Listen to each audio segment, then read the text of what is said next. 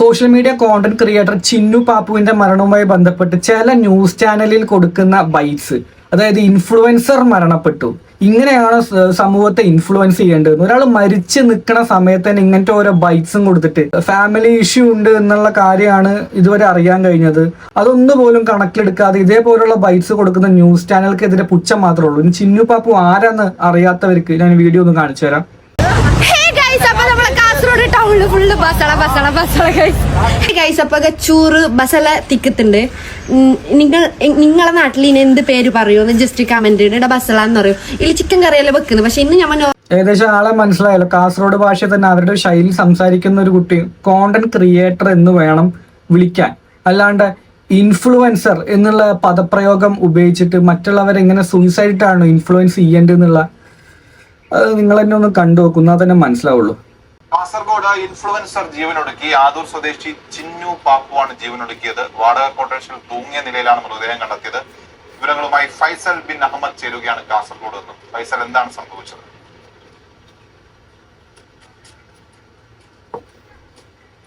അല്ലെ, ഇന്ന് ഉച്ചക്കാണ് ഈ സംഭവം നടക്കുന്നത്.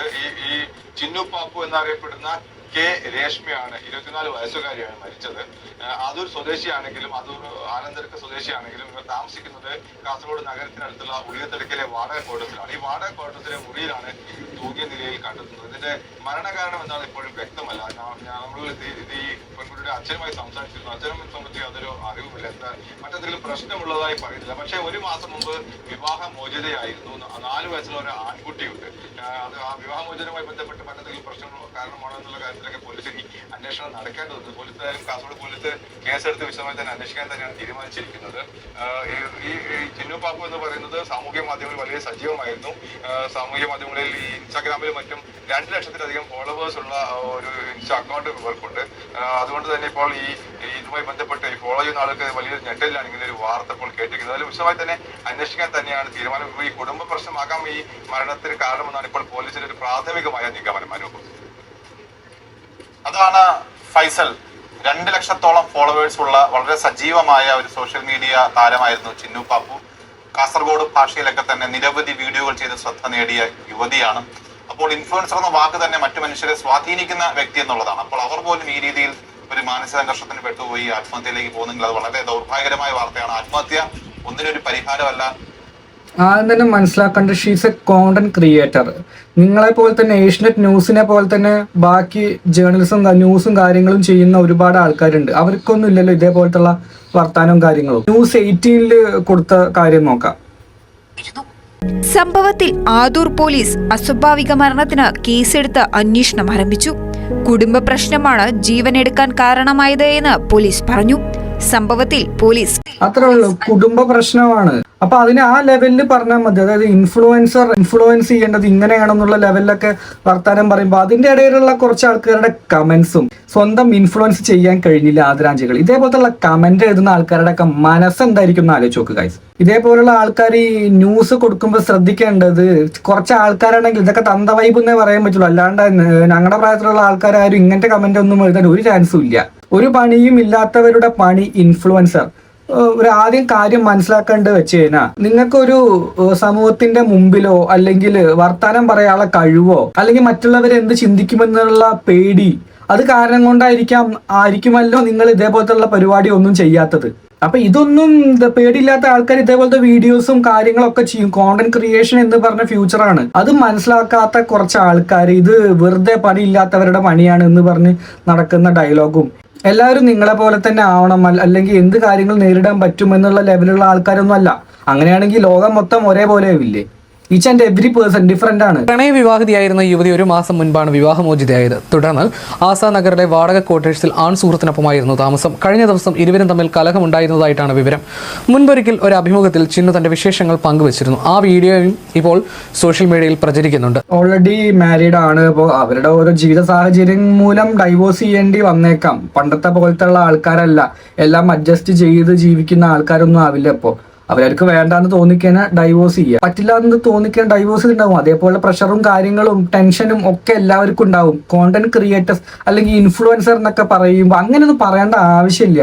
ജസ്റ്റ് ഒരു ഹ്യൂമൻ ബീങ് എന്നുള്ള ഒരു കൺസിഡറേഷൻ മാത്രം എല്ലാവർക്കും കൊടുത്താൽ മതി. പിന്നെ ഇതേപോലെ ഇൻഫ്ലുവൻസർ അല്ലെങ്കിൽ കോണ്ടന്റ് ക്രിയേറ്റേഴ്സ് എന്നൊക്കെ പറയുമ്പോൾ നിങ്ങൾക്ക് ന്യൂസ് ചാനലിൽ കിട്ടുന്ന ഒരു ക്ലിക്ക്, ഒരു വീഡിയോയിൽ കിട്ടുന്ന ഒരു ക്ലിക്ക്, അതിനു വേണ്ടി ആയിരിക്കുമല്ലോ ഇങ്ങനെ ഓരോന്ന് ചെയ്യുന്നത്.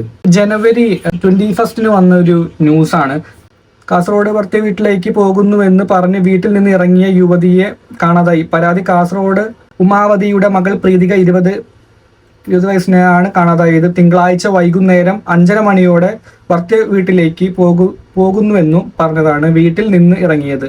അതിനുശേഷം മകൾ വീട്ടിൽ തിരിച്ചെത്തിയില്ലെന്ന് മാതാവ് നൽകിയ പരാതിയെ തുടർന്ന് കാസർഗോഡ് പോലീസ് കേസെടുത്തു അന്വേഷണം ആരംഭിച്ചു. അപ്പൊ ഞാൻ പറഞ്ഞല്ലോ, അതായത് അവർക്ക് അവരുടേതായ കുറെ പ്രശ്നങ്ങളും കാര്യങ്ങളും ഉണ്ടാവും. അപ്പോൾ എല്ലാവരും അത്ര സ്ട്രോങ് മെന്റാലിറ്റി ആവണമെന്നൊന്നുമില്ല. എല്ലാ കാര്യങ്ങളും നൈസായിട്ട് ഡീൽ ചെയ്യാം, അങ്ങനെയുള്ള ഒരു മൈൻഡ് സെറ്റ് ഉള്ള ആൾക്കാരൊന്നും ആവില്ല എല്ലാവരും. ഇതിപ്പോ ഇൻഫ്ലുവൻസർ അല്ലെങ്കിൽ കോണ്ടന്റ് ക്രിയേറ്റർ എന്ന് പറയുമ്പോൾ എല്ലാ കാര്യങ്ങളും ചിരിച്ച് കളിച്ച് അല്ലെങ്കിൽ നല്ല രീതിയിൽ സംസാരിക്കുന്നു, എല്ലാ കാര്യങ്ങളും ചെയ്യുന്നു എന്ന് പറയുമ്പോൾ അവരുടെ മനസ്സിലും വിഷമങ്ങളും കാര്യങ്ങളും ഉണ്ടാവും. അല്ലാണ്ട് എല്ലാവരും അത്ര ഹാപ്പി ഒന്നുമല്ല. നമുക്ക് 24 മണിക്കൂറും സന്തോഷിച്ചിരിക്കാൻ പറ്റുമോ? മരിച്ച ഒരാളുടെ ന്യൂസിൽ പോയിട്ട് കമന്റ് ഇടുന്ന ആൾക്കാരോടാണ് ചോദിക്കാറുള്ളത്. നമുക്ക് 24 മണിക്കൂർ ഇതേപോലെ സന്തോഷിച്ചിരിക്കാൻ പറ്റുമോ? ചില ആൾക്കാർക്ക് ഒരു ട്രോമ കാര്യങ്ങളൊക്കെ ഉണ്ടാവും. അത് ആലോചിച്ചിട്ട് ഇരുന്നിട്ട് ഇതേപോലുള്ള പ്രശ്നങ്ങളിലേക്ക് എത്തുന്ന ഒരുപാട് ആൾക്കാരുണ്ട്. കാണുമ്പോൾ തന്നെ ആൾക്കാർക്ക് ഒരു പോസിറ്റീവ് വൈബ് കൊടുക്കുന്ന ഒരാളായിരുന്നു. നമുക്കൊരു ഇന്റർവ്യൂ അത് തന്നെ നമുക്ക് മനസ്സിലാക്കാൻ പറ്റും.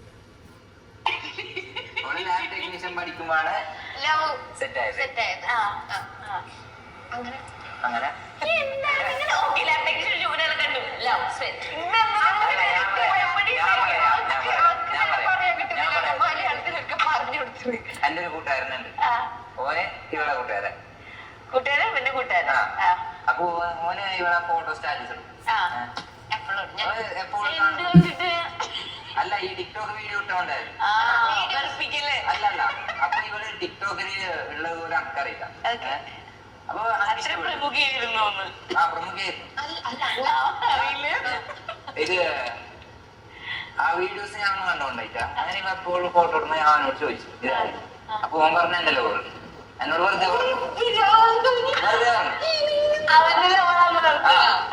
അപ്പൊ എനിക്ക് വേറെ എന്റെ പെണ്ണിനെ നോക്കാൻ ശരിയല്ല. അങ്ങനെ കൊറേ കഴിഞ്ഞിട്ട് ഓ എന്നെ പറഞ്ഞു ഓക്കിലെ പോകുന്നില്ല, ഞാൻ വെറുതെ പറഞ്ഞു. അപ്പൊ ഞാൻ വലിയൊരു ചൂണ്ടിട്ടു.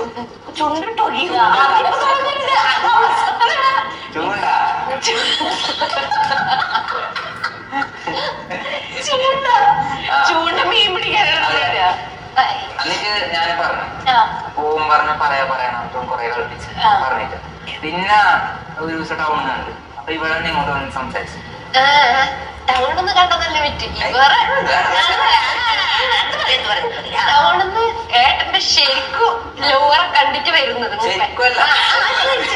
അല്ലല്ല, അത് ശരി. നോട്ട് പോയിന്റ് വേറൊരാളുടെ ഇതില് നോക്കരുത്. പക്ഷെ ആർക്ക് ലോറുണ്ട് എന്നാലും നോക്കാന്ന് ആള് കണ്ടിട്ട് വരുന്നത്. പക്ഷെ എനിക്ക് ഓന്റെ ഫോണിൽ ഞാൻ ഫോട്ടോ കാണാൻ പോകുന്ന ആളെ കാണാൻ പോകുന്ന. അപ്പൊ നിങ്ങൾ കാണാൻ പോവാനല്ലേ? ഇല്ല, നമ്മൾ രണ്ടുപേരും അങ്ങോട്ടും ഇങ്ങോട്ടും ഫോട്ടോ കണ്ടിട്ട് മാത്രം അറിയുന്നത് ഞമ്മക്ക് രണ്ടാക്കും. ആദ്യമായിട്ട് കാണുന്നതാണ്. അപ്പൊ എനിക്ക് ഭയങ്കര ഇഷ്ടം ടാറ്റു അടിച്ച ആൾക്കാർ പിന്നെ സ്റ്റെഡെല്ലാം വെച്ചിട്ടുണ്ട്. അപ്പൊ ഏട്ടൻ സ്റ്റെഡ് വെച്ചിട്ടുണ്ടായിരുന്നു. അപ്പൊ അങ്ങനെ ഞാൻ വിളിച്ചു, കണ്ടിട്ടായിട്ട് അപ്പൊ വിളിച്ചിട്ട് പ്രജ്വല് ഫോണില് കാണുമ്പോ ഒരുമാതിരി നേരിട്ടിട്ട് കാണും. എന്നിങ്ങനെ നോക്കുന്നത് ഞാൻ നല്ല ഹൈറ്റ് ഉണ്ട്. എന്നിങ്ങനെ നോക്കിക്കോ. എന്നിട്ട് രണ്ടാളും അങ്ങോട്ടും ഇങ്ങോട്ടും മിണ്ടിട്ടായിട്ട് ഏട്ടൻ പോയി. ഞാൻ അങ്ങനെ ഫാൻസിന്റെ കൂടിയിട്ട് പോകുമ്പോ ആടെ ഒരു പെണ്ണിനോട് മിണ്ടി. ഫാൻസിന്റെ ഇടയിൽ കൂടെ പോകും ഞാൻ അപ്പൊ ഏട്ടന് ലോകരോട് ആടെ നിന്നിട്ട് മിണ്ടുന്നുണ്ട്. അപ്പുറത്തെ കുട്ടികൾ ഡേറ്റ് ചെയ്യുന്നു, അപ്പുറത്തെ കുട്ടി ടൈം പാസ്. അപ്പൊ അങ്ങനെ ഉണ്ടായി. എന്നിട്ട് ഞാൻ ചോദിച്ചപ്പോ അത് ഫ്രണ്ട് എന്ന് പറഞ്ഞു. അപ്പൊ അജിത്ത് പറഞ്ഞു ഫ്രണ്ട് അല്ല, അത് ലവറാന്ന് പറഞ്ഞു. അതും ലവറായിരുന്നു. അതല്ല, അജിത്ത് എന്റെ ഫ്രണ്ട്.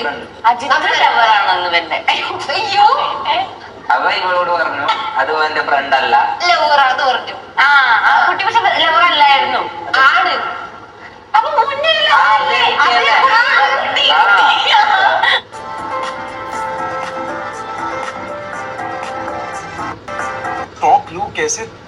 ഞാൻ ഒന്നും പറഞ്ഞില്ല. എന്നോട് ഒന്നും ലവാക്കുന്നൊന്നും ഞാൻ ഫസ്റ്റ് ഒന്നും പറഞ്ഞില്ല. പിന്നെ കുറച്ച് കഴിഞ്ഞിട്ട് ഞാൻ പറഞ്ഞു ഓക്കെ ഇയാളാരോ പൊട്ടി, അതില് പൊട്ടി, ഒഴിവായി. പിന്നെ ഒഴിവാണ്ടിരിക്കും ആൺകുട്ടി ബുദ്ധിണ്ട്. ചേട്ടനാണ് ഒഴിവാക്കിയത്. നന്നായിണ്ട്. ആ കുട്ടിക്ക് വേറെ ലവുണ്ട്, പിന്നെ പ്രശ്നമില്ലല്ലോ.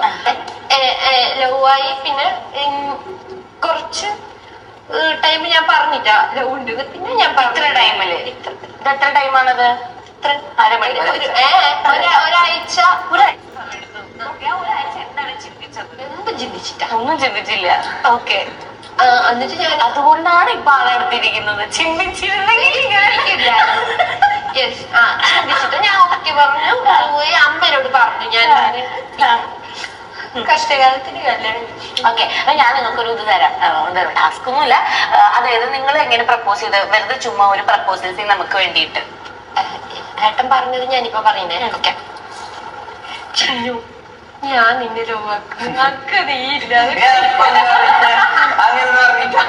വേറെ സാധനം ഇവര് പറഞ്ഞിരിക്കും.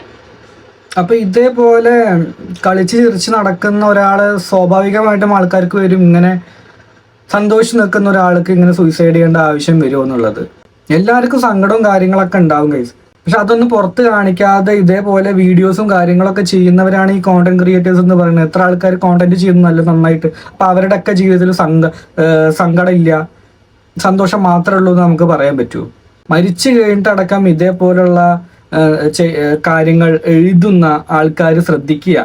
അവനവന്റെ വീട്ടിലും മക്കളും ബാക്കി കാര്യങ്ങൾ അച്ഛനും അമ്മയും എല്ലാവരും ഉണ്ട് എന്നുള്ളത് ശ്രദ്ധിക്കുക. നിങ്ങളുടെ വീട്ടിൽ ഇങ്ങനെ ഒരു കാര്യം നടക്കുകയാണെങ്കിൽ ആരെങ്കിലും ഇങ്ങനത്തെ രീതിയിലുള്ള കമന്റ്സും കാര്യങ്ങളൊക്കെ എഴുതൂ. കഴിവുള്ളവർ കോണ്ടന്റ് ക്രിയേറ്റേഴ്സ് ആവും. അതിന് സങ്കടപ്പെട്ടിട്ടോ അല്ലെങ്കിൽ അവരെ പുച്ഛിച്ചിട്ടോ കാര്യമൊന്നുമില്ല. എക്സാമ്പിൾ പറയുകയാണെങ്കിൽ ടിക്ടോക്കിന്റെ സമയത്ത് തന്നെ ഒരുപാട് വീഡിയോസ് ചെയ്തിട്ട് വന്ന ആൾക്കാരുണ്ട്. അന്ന് ഇവർക്ക് ഒന്നും ഉണ്ടായിരുന്നില്ല. ആ സമയത്ത് തന്നെ ഇവരുടെ കമന്റ് സെക്ഷനിൽ വന്നിരുന്നിട്ട് തെറി കാര്യങ്ങൾ എഴുതുന്ന ആൾക്കാരും ഉണ്ട്. അവരും അതേപോലെ തന്നെ അതേ പാറ്റേണിൽ ഇപ്പൊ ഫോളോ ചെയ്യുന്നുണ്ട് വീഡിയോസും കാര്യങ്ങളും. അവർക്ക് ഇപ്പൊ മാസ വരുമാനം 4 ലക്ഷം 5 ലക്ഷം അങ്ങനത്തെയുള്ള കാര്യങ്ങൾ ലൈഫേ സെറ്റിലായി പോയിട്ടുണ്ട്. അന്ന് ഈ നെഗറ്റീവ് കമന്റ് ഇട്ട ആൾക്കാരാണെങ്കിൽ ഇന്നും അതേപോലെ മറ്റുള്ളവരെ ശല്യപ്പെടുത്തിക്കൊണ്ടിരിക്കുന്നു. അത്ര ഇതിനൊക്കെ പറയാനുള്ളത്. എന്തൊക്കെ പ്രശ്നങ്ങളിലൂടെയൊക്കെയാണ് പോയതെന്നും അല്ലെങ്കിൽ അവർ അത്ര ലെവലായിരുന്നു എന്നുള്ള കാര്യങ്ങളൊക്കെ പറയുന്നുണ്ട്. മനസ്സിലാവാത്തോണ്ടോ? 1.5 വർഷം. കല്യാണം കഴിഞ്ഞിട്ട് 3 വർഷം കഴിഞ്ഞു. കല്യാണം കഴിഞ്ഞിട്ട് 3 വർഷം കഴിഞ്ഞു. അപ്പൊ നിങ്ങൾ എപ്പോഴാണ് കല്യാണം കഴിച്ചത്? കൊറോണക്ക്. വയസ്സ് പറ.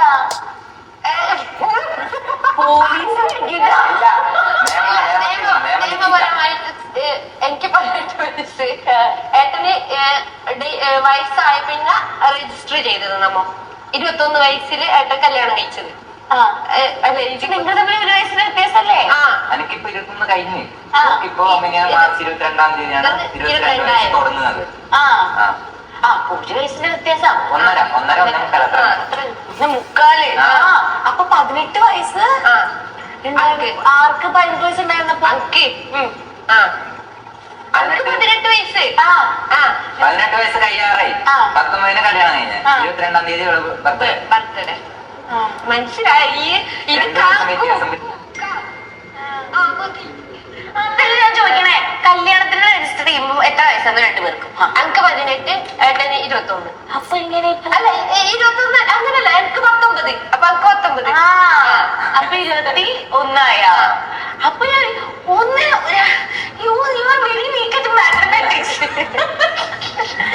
വയസ്സ് വ്യത്യാസം ഉണ്ടല്ലേ? അതന്നെ പറഞ്ഞ. എല്ലാവരുടെ ലൈഫിലും പ്രശ്നങ്ങളും കാര്യങ്ങളൊക്കെ ഉണ്ടാവും. പക്ഷെ സൂയിസൈഡ് എന്ന് പറയുന്നത് ഒന്നിനും ഒരു പരിഹാരമല്ല എന്നുള്ളത് എൻ്റെ വീഡിയോ കാണുന്ന എൻ്റെ ഫാമിലി മനസ്സിലാക്കുക. പ്രശ്നങ്ങളും കാര്യങ്ങളൊക്കെ ഉണ്ടാവും, അതിന് ഫേസ് ചെയ്യാൻ തയ്യാറാവുക. ആകെ 70 കൂടിപ്പോയൊരു 80 വർഷമൊക്കെ തന്നെ ഇവിടെ ജീവിക്കുള്ളൂ. അപ്പൊ അതിനു മുമ്പേ എനിക്ക് എൻ്റെ ജീവിതം കഴിഞ്ഞു, എനിക്ക് ഇതേ ഉള്ളൂ, എനിക്ക് ഇനി ജീവിക്കണ്ട എന്ന് പറഞ്ഞിട്ട് മരിക്കുന്ന ആൾക്കാരോടാ പറയാനുള്ളത്. ആകെ കുറച്ചു കാലം തന്നെ ഇവിടെ ജീവിക്കുള്ളൂ. അത് ഹാപ്പി ആയിട്ട് നിങ്ങളുടെ കാര്യങ്ങളിൽ എൻഗേജ് ആയി ജീവിക്കുക. അല്ലാതെ ഇതേപോലെ ഒരു പെട്ടെന്ന് എന്തെങ്കിലുമൊക്കെ ഒരു പ്രശ്നം വരുമ്പോൾ ഞാൻ സൂയിസൈഡ് ചെയ്യാൻ പോവുക, എനിക്കിനി ഒന്നിനും ഇല്ല, ഒന്നും പറ്റില്ല എന്നുള്ള ലെവലിൽ ഒന്നും ചിന്തിക്കാതെ നല്ല രീതിയിൽ നിൽക്കാൻ നോക്കുക എല്ലാവരും. മെയിനായിട്ട് ന്യൂസ് ചാനൽസിനോടാ പറയാനുള്ളത്, ഇതേപോലുള്ള ആൾക്കാർ മരിച്ച സമയത്തെങ്കിലും ഇതേപോലത്തെ അപരാധങ്ങൾ വിളിച്ചു പറയാതെ. ഏഷ്യൻ ന്യൂസിനെ തോന്നുന്നു അത് ഞാൻ അവിടെ കാണിക്കാം. വായിച്ചു നോക്ക് എന്താ ലെവല് എന്നുള്ളത്. ഇവർക്ക് ഇതൊക്കെ ഒരു ആഘോഷമാണ്, അല്ലാണ്ട് ഒന്നുമല്ല.